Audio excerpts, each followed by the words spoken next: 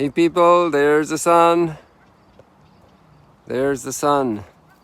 We're here in Magdalene today because of a new circumstance. Wanted to share with you. These are dates, so I want to invite you for a date in Magdalene. Wow, look at the beautiful sun coming out.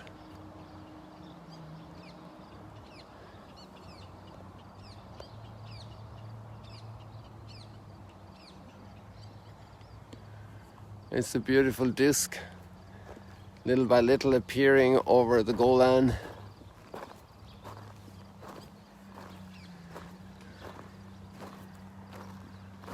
One of our guests is out here taking pictures at dawn. Well, yeah, she's been here a while. And there are actually more people over there. Yes. So it's nice when we will have you all in Magdalene one day, God willing.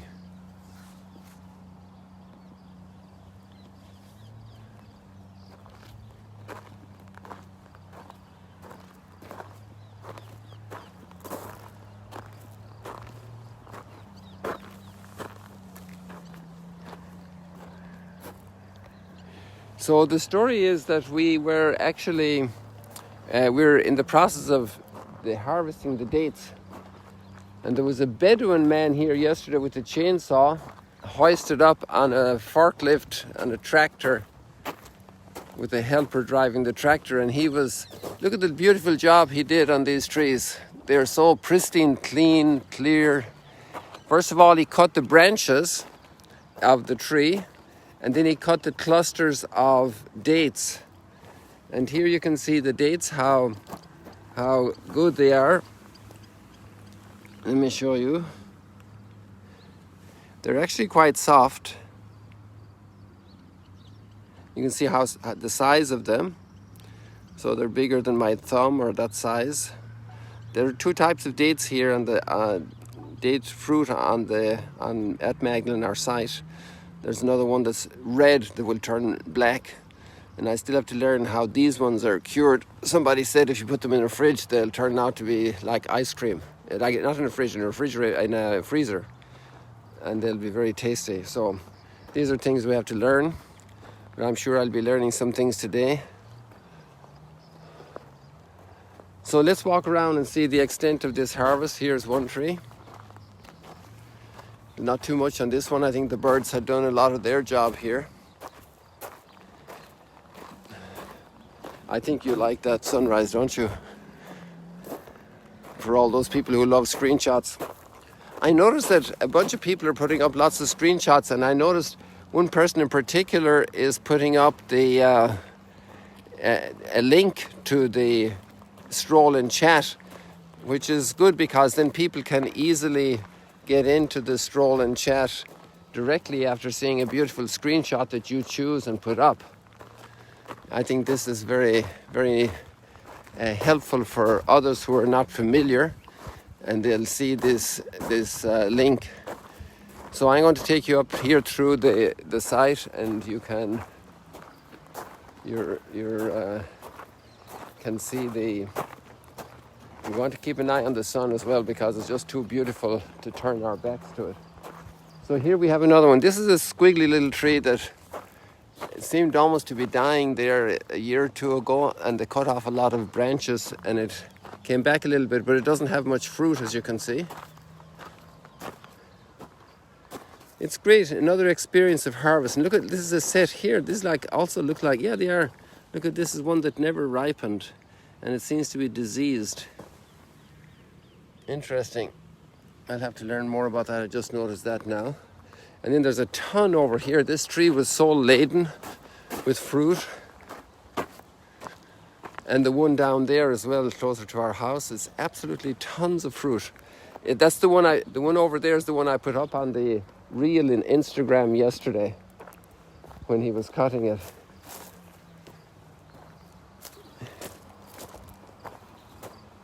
And then here we have this one here. I just love the way he cleaned them so well.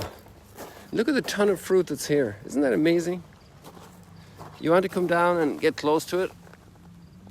You can feel there how This one's actually quite hard. I don't know the process here, but we'll see. We really didn't harvest these before, but this year there was such an abundance of fruit. In Ireland, in the farm, we used to say if there was an abundance of berries, it was going to be a hard winter. And there was provision for all the birds.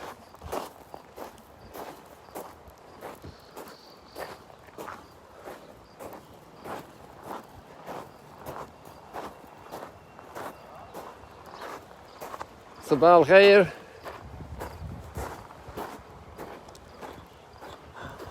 So here we are at the map.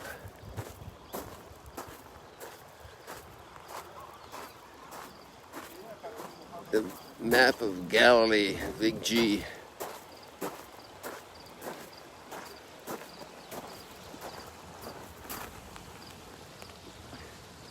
It's so nice here when you see groups in the morning. We had this group from Texas, a Christian group with their pastor and his wife, and they were praying here each morning. And then at nighttime, we've had quite a few sessions here with people either praying or having talks or having just a very casual moment, a conversation. Oh, there's a flower over here I hadn't noticed before. This shrub is in flower. At least I didn't show it to you on the stroll and chat. I hadn't seen this. I was familiar with all the green of it, but not with the flower. So now here you can see the trees. They actually don't have as many dates as the ones that have been harvested. And I imagine, I don't know why the tractor didn't come in here, probably because of the gardens. I don't know how we're going to do these ones. But so this is how the palm trees looked yesterday. The other one's just laden with fruit. These are very tiny fruit and very few. In contrast to the other ones. Lots of birds flying through there. I just missed the big crowd. So let's go back and see the other kind of dates.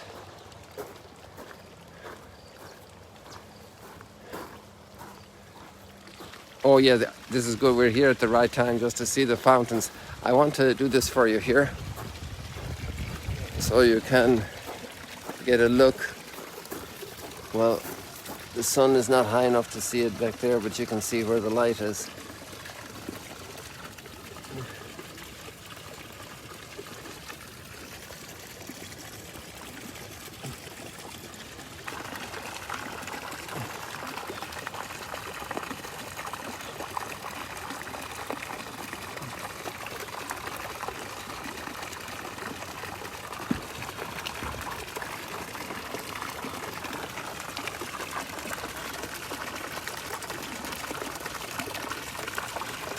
There's always something thrilling about a fountain, something comforting, consoling, hopeful, something life-filled, life-filling, inspiring.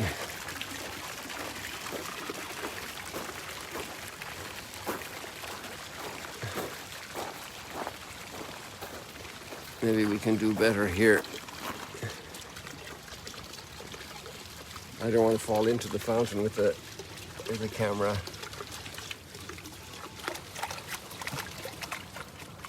Oh, the fountain just died. Oh, we'll be back another time, God willing.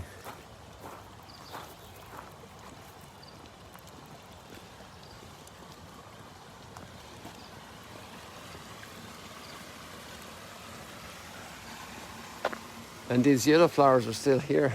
They came out, well, the red ones came out for Pentecost, and the yellow ones came out late June probably. So let's switch over to the other side and see the other kind of dates, different colors. So I'm a bit distracted from the readings this morning, and the readings are very rich as usual.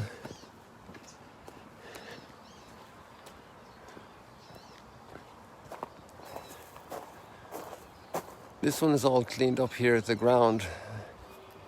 I don't understand why. Maybe it was cut earlier. I missed it.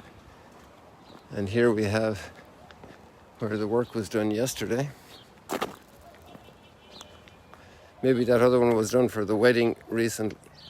So all the black ones are ripe, but they've been falling off. And the ripening obviously is proportional to the heat they experienced and how soon they had prepared. But there's some stones stuck to this one, so a bunch will be left. But the red ones are the ones we're going to be working especially. They're still very hard, but they will ripen inside of blankets in a day or two, left out in the sun.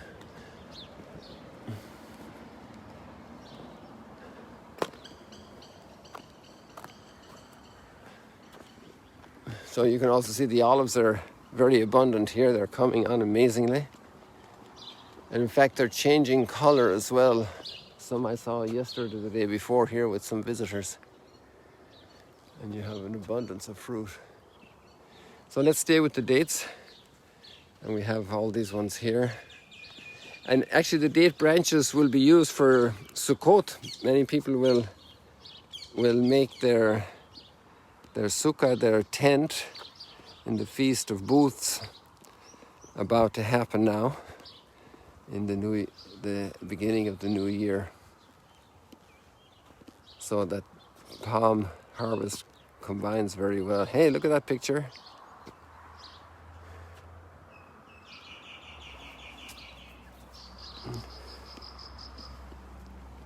So I think instead of going up here now and seeing more of these, we'll go back towards the lake. And you can just see the ton of dates here. All the black ones are ripe. And the red ones are going to ripen within a day or two inside blankets. At least that's what I saw with the sisters the other day up at Tabka. Not sure if there will be a different methodology used here. We'll see. So now we just head back here towards the water for our usual spot. Look at all these palm branches that will be good for the sukkah, for the tent. Remembering the times in the desert, the beginning of life for the people, precarious in the desert, with very simple beginnings, simple dwellings, simple tents. Our abundant bougainvillea. Nature is so abundant here.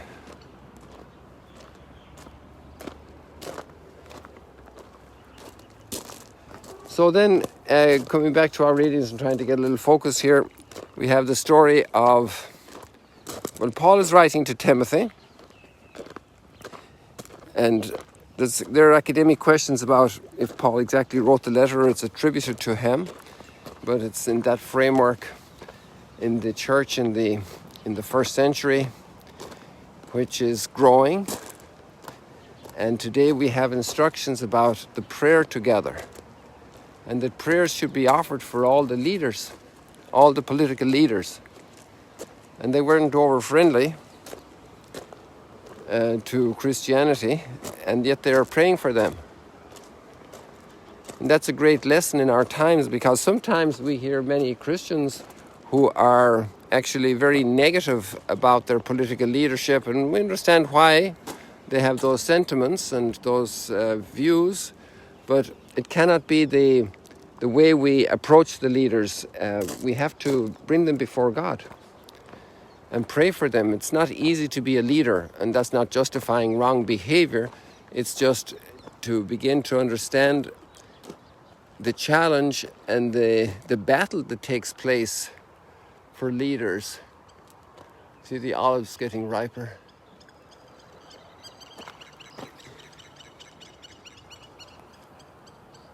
And that battle needs to be supported by prayer.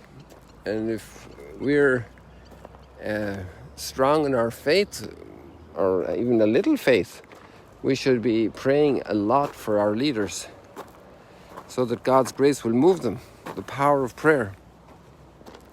And prayer should be offered always for all those who are leaders in different areas, because their decisions affect so many people for the good or for the bad. And so we should have an attitude of the greatest benevolence and doing good, not just wishing good, but doing good, building up. Society depends a lot on us. We're members of society. We're a living part of society. And we have to be bringing good into society. If we're not doing it, who's going to do it? Well, how can we blame others? That's a great motivation. And then we have another society leader who's actually an occupation military officer. And he's up here in Capernaum, right underneath the Mount of Beatitudes, which we'll see in a second here in the middle of the screen. It's over the boat altar. You can see there, that's outdoor boat altar. You can see the Mount of Beatitudes right there. And just over to the right, if we were inside in Ducanaltum, just a little bit higher up, we could see Capernaum.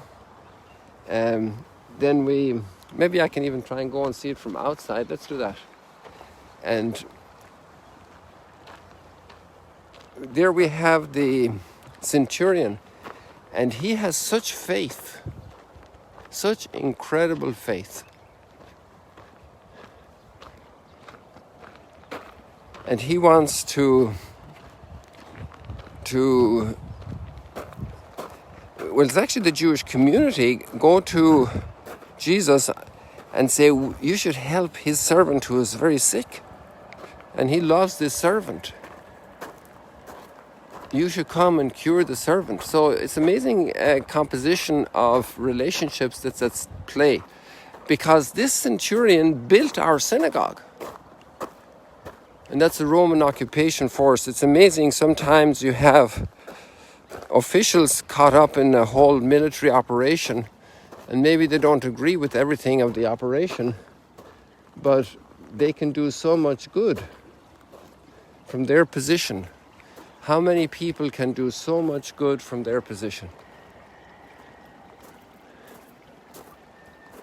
In every walk of life, in every office, in every bureaucracy, in every management structure, a good person can always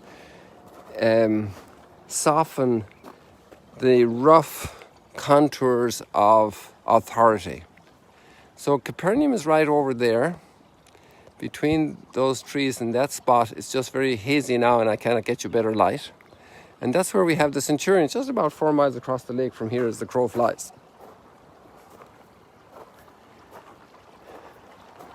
And so there's all these good relationships, it's amazing. And there again we have a pagan leader from a different culture, alien to the people.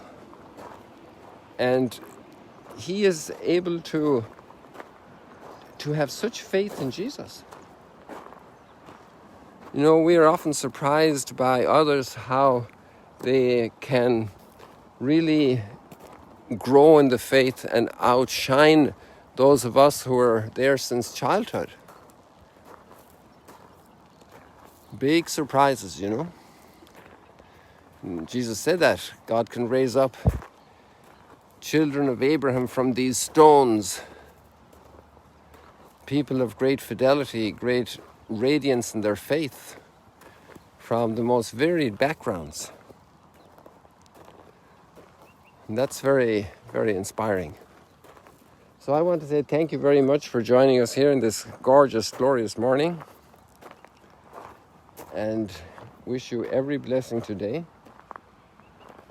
And actually what I'm going to do is I'm going to say goodbye over here. This way we don't always see this view here for the goodbye moment. Thank you so much for joining. God bless you. Oops. Trying to get this nice. See you later, alligators. God bless you.